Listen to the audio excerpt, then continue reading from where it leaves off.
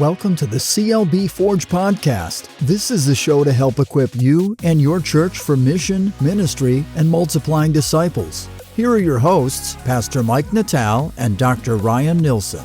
Welcome back. We are happy to have you guys back for another train car that we're going to open up. And in fact, today we're going to talk about the sixth train car that we're going to open up on our series called Church on Track. And we've been going through the 7 derailing factors that you and your church may experience, and just to help equip you to notice those as you move forward through the different seasons in your church life. And so today we find ourselves on the 6th train car, opening it up, and then we're also going to talk about the 7th. So we're going to do the caboose. The caboose is coming up. Does the caboose ever make noise? It's a 2-for-1. It's a 2-for-1. You can barely hear at the caboose. You can barely hear the engine going chugga chugga. So maybe you have to do it very quiet today. You know what I was thinking of too? Thomas the Tank Engine. I used to like Thomas the Tank Engine. Yeah. Were you a fan of that or not really? Yeah, I thought it was kind of good. I like trains, so You like trains? I like model railroading and trains. Nice. So yeah, that's. Did you have one of those hats? Never had a hat. Okay, because I was going to say you'd look good with one of those hats. And I wish that you wore that hat while you were talking to us about you. The derailing factors. Thank you very much. So is the series of Church on Track over, or is it just the 7 derailing factors? And then we're going to talk about another train related thing. It's just the first part of the series. So right. The derailing factors are over. So the whole series is about things you can do to help keep your church on track. Yeah. And so just different like standalone bits of advice and insight. Tremendous. And so the first section was about 7 things that can derail your church. Yeah. And get it off track. So I guess what I'm trying to say is the depressing section of the get that out of the way. This is the last depressing one. Good. And then we have 14. Yep. And much more positive ones. Sweet. Yeah. So that means that I have 14 episodes to try and attempt to find you a conductor hat in order to wear for future episodes, correct? So anyone who's, I guess by the time that this is done, I'm going to have to take this whole thing on my own to find you this conductor. And I know who to call too. I got some friends who could hook me up.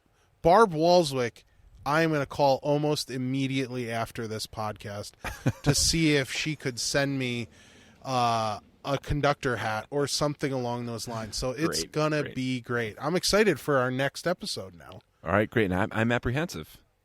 Perfect.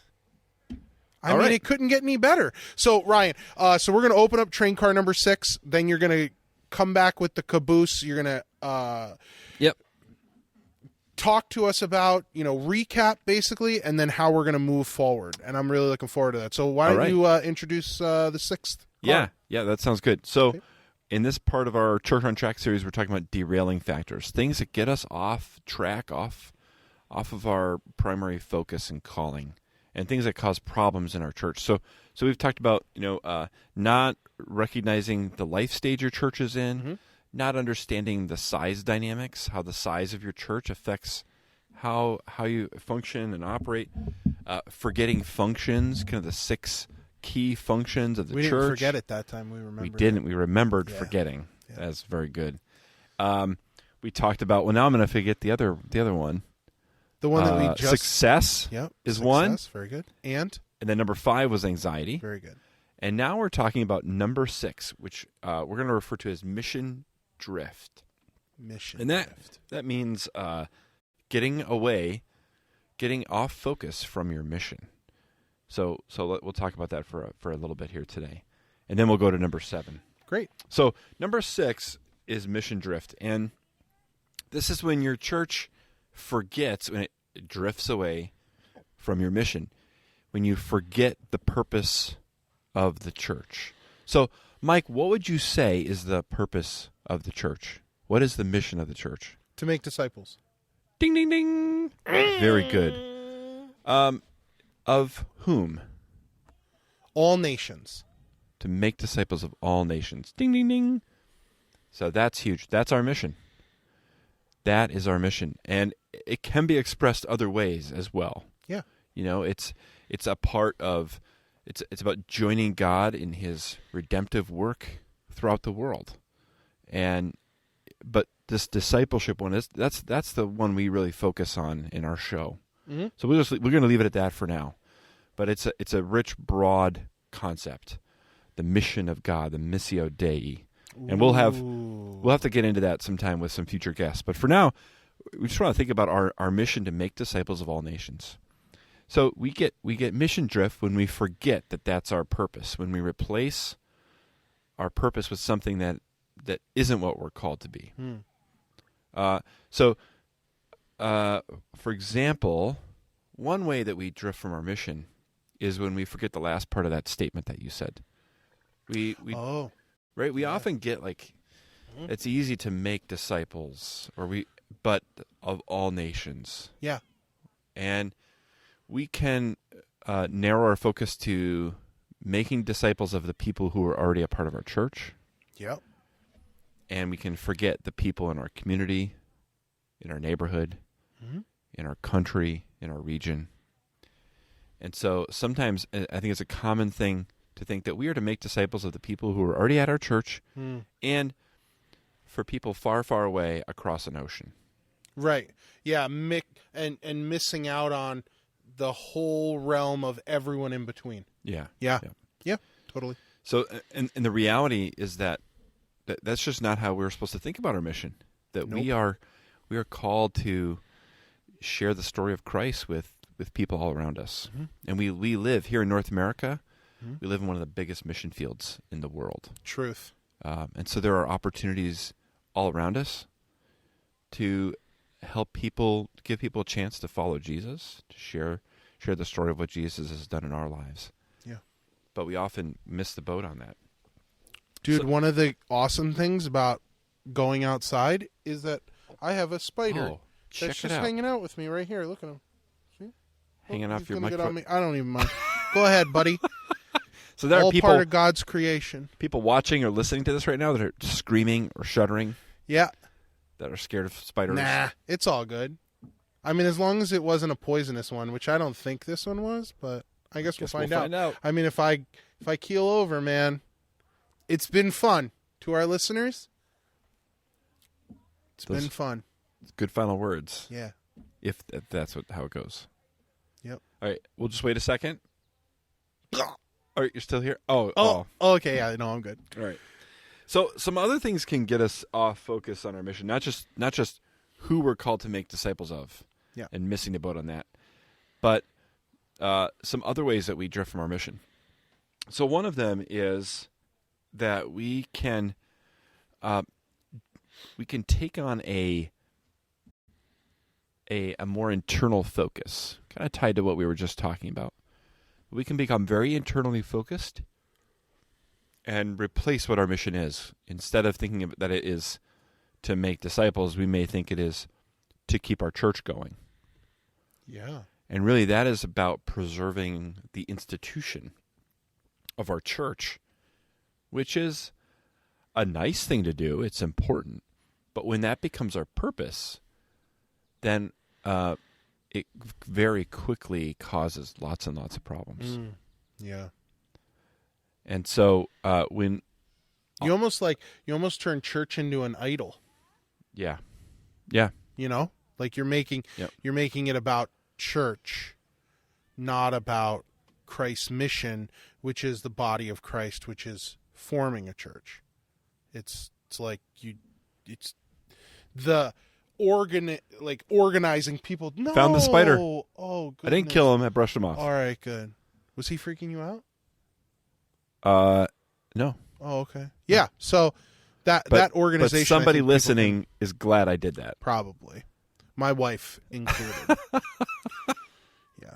What were we talking about? Yeah, I mean, we were talking about people idolizing the church, and making that the mission. You know, the building or the people who are already inside, making that the mission as opposed to seeing it as we are a church sent out into the world. Yeah. We talked about this a little bit in our intro episode, but this kind of gets I at don't the even remember whole our intro episode, Ryan. Oh, It's been how so could you long say that? ago. How could you say that? Yeah, I mean, I guess when this airs, it'll be over half a year since Wow. that aired, so that's understandable. But so one of the main challenges with mission drift that we face here in North America, in the Western Church in general, there's a missiologist named Reggie McNeil, and he talks about how many of our churches that are struggling, one of the common factors is that they are more like a social club. Yeah. And they're internally focused. The church is about things meeting their preferences. So the decor is, the programs meet the needs and preferences of the members. Right. Members have special benefits. They have special access to the pastor or the building itself. Like having a church key is a status symbol. I can go in this building anytime I want and borrow stuff without checking with anybody. Right? So these are some unhealthy attitudes that can develop. Where it's, Hence it's why my Ryan does not have a key to Bethany yet. Do I have that unhealthy attitude? Man, I hope that. Yeah, they better not give me a key. If they ever give me a key, I'll without be like, asking. "Oh, you guys are in trouble now. You don't know what you've done." But it's that attitude, like I'm a member here, so I get to have things my way. Yeah. And so I'm going to make very clear, I have a voice in how things are going to be, and I'm going to decide that based on what I would prefer, And what I'd when like to you- see for my family. When you lord that over other people, think about what a turnoff that is for like new people, or even like people who are questioning whether they want to become members. Like think about what that does to them too, where they're like, do I want to be a part of a church like this, where like people think that they're better than I am, or are we on a level? Are we on a level playing field? Because we all need grace, we all need that experience, and I think, man, that can be very, very dangerous. Yeah, for sure. In a church that has that social club mindset. Yeah. People, if someone came in from the community, they wouldn't relate to the music during the worship service. The programs wouldn't meet needs that they have. Yeah. The ministry of the church wouldn't really be geared to help them become new disciples of Jesus. And the ministry isn't focused on the community at all. Yeah. Right? So those are some of the common factors. Yeah. And sometimes it can be like someone going back in a time machine.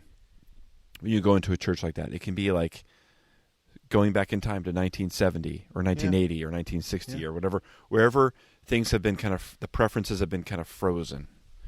Yep. And it disables a church's ability to engage in its mission.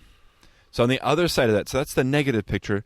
The positive picture that McNeil talks about is instead of being like a social club, the church should be like a mission outpost, that we should view ourselves as missionaries, and that our church facilities, and when we are gathered at our mission outpost. Fun fact for our listeners.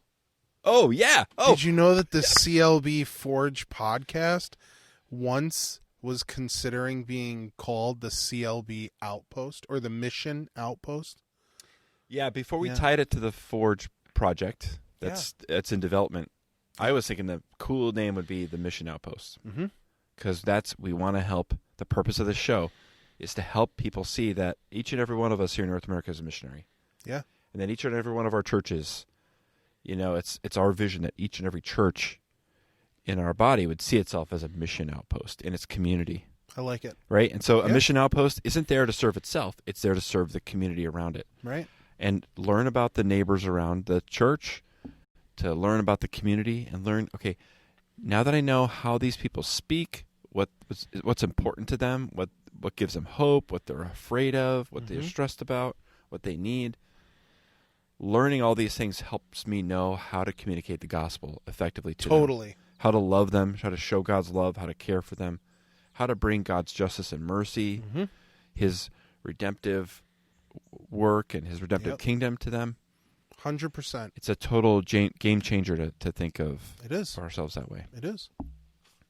So that's that mission drift, and the interesting thing is that you can start ministry programs that are geared to someone in the community, but then you can just very easily automatically keep doing them and not notice that they've stopped serving the community, and now they just serve the people in the church. Yeah. And then, you can over time, your programs can go from programs that serve the mission of your church, and instead they can become ministries that are served by the people in the church. Yeah. So the ministries don't serve the mission. Yep. The ministries drive the people. Yeah. And that's not a good thing. No. So they take up and they stop working very well, and fewer people participate, and they become harder and harder to maintain. Yeah. And they take up so much time and energy that the members of the church don't have time to engage in God's mission field right around them. Yeah. So that's mission drift. Truth. Wah, wah. But now we have the caboose, which is going to tell us about some positive stuff. Yes. Although I realize now they do kind of sound negative. Do they? Yeah, but when we cover them, so number positive. number 7 of our derailing factors is actually just the setup for the next chunk of 7 episodes. Right. And they're about breakdown areas. So there are 7 breakdown areas, and that's what we're going to cover in our next section. Mm-hmm. And really, we're going to be focusing on how to fix those and improve those. So these are common things that break down and things you have to fix. So let me just go through these, okay? So number 1 is leadership. Number 2 is worship. Number 3 is vision. Number 4 is managing change. Mm-hmm. Number 5 is transformational spirituality. Number 6 is evangelism and mission. And number 7 is functional structures. So we'll get into these 7. Yeah. We'll cover 1 per episode. Yeah. And I think it's going to take us like 3 years to get through all these. So 3 years, huh? I don't know. It feels like there's a lot there, right? True. I mean, there definitely is a lot, as long as we're just going to kind of wade into it a little bit and then just encourage people to have the conversations with their boards or with their councils and stuff like that. But if we can get the ball rolling for them, that would be a huge benefit. Yeah. Like if we could help and then leaders. After these 7 breakdown areas, we'll be talking about 7 shifts that you can make, small adjustments to change the course of your church, to get back on track. So anyway, we're making the turn from the negative to the positive here. And I just want to say a couple things about this before we wrap up. So one is, if you're to go and look at all the books and resources and all the speakers who talk about church health, if you were to have a consultant come in and work with your church, chances are, if you're struggling as a church, you need to work on something in one of these areas. Definitely. 1 or more. So that's why we're going to talk about these 7. They're common. We can't go to your church, I'm not talking about your church, though. Mike. We'd love to. Yeah, and maybe someday we will be in some of your churches. Yeah. But because we're doing a podcast, we can't go into every single congregation and say, oh, here's exactly what's going on. Yeah. So I do that with some. I've done some consulting work. We go in and do an assessment. You can say, hey, here are the things that you have told me are a challenge here. But not being able to go and do that, I can tell you that there's a likelihood that if your church is struggling, just because of the common experiences of other churches, we can say it's very likely that your church is having a challenge in one of these 7 areas or more. Yeah. And I'll never forget, one of the first times I presented this at a seminar, I had a pastor come up to me and tell me his story, and he had revitalized a church in the past few years, and they were just kind of on the end of that revitalizing process. Nice.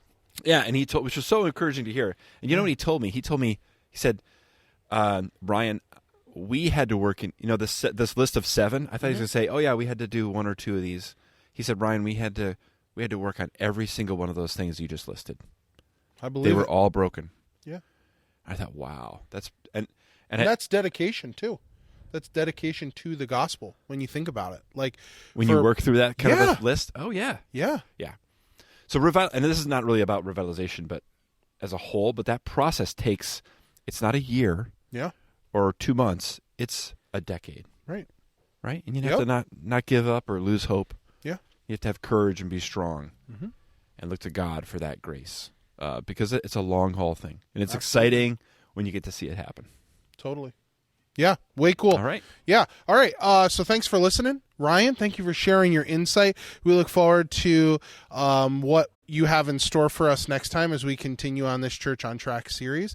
Thank you to our listeners for tuning in. We're really appreciative for that. We would love to hear directly from you if there are things or topics that you'd like us to cover, or maybe things that you have more questions about that you'd be looking for input in. If you'd like to, you can either throw us a comment in any of our posts, and we'll be sure to see it then and interact with you, or you can message us privately at podcast@clbforge.org. So that's podcast@clbforge.org. Don't forget to subscribe to the podcast so that every Tuesday when a new one drops, you can be one of the first to listen to it, and either on your way to work or home from work, or just maybe at a board meeting that you're having, you guys can listen to it and be encouraged by it. We'd also be greatly appreciative if you would share this podcast with a friend or a colleague. And that's all we got for you today. Thank you for tuning in. We're grateful for you guys, and have a great day. See you later. See ya. This has been an episode of the CLB Forge podcast with Pastor Mike Natal and Dr. Ryan Nilsson. Thanks for listening. We welcome your questions and comments. Email us at podcast@clbforge.org.